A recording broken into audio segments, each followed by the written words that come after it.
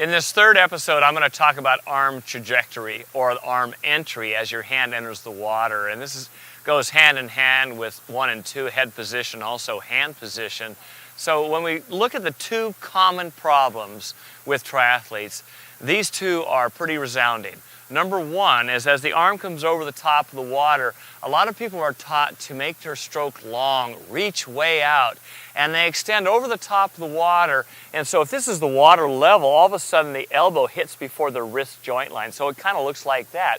Arm is completely extended. So now I have a really long stroke and it's real crummy.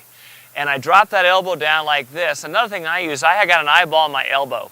That eyeball should look out towards the side wall. So I never really want to overextend over the top of the water for the triathletes that are tight.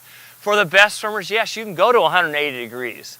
For some of you, you're better off stopping at 170.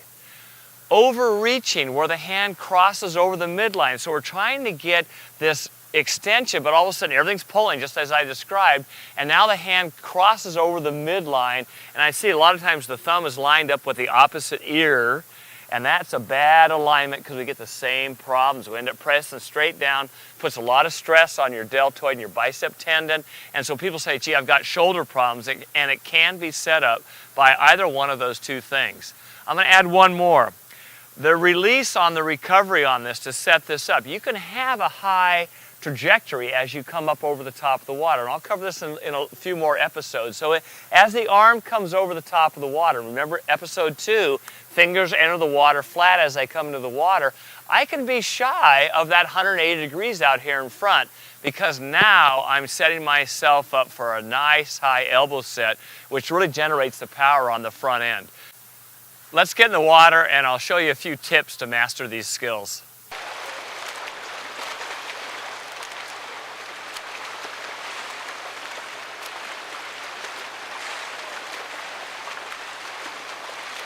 Arm trajectory sounds kind of fancy, but the simplicity of the entry is that two things that can generally happen.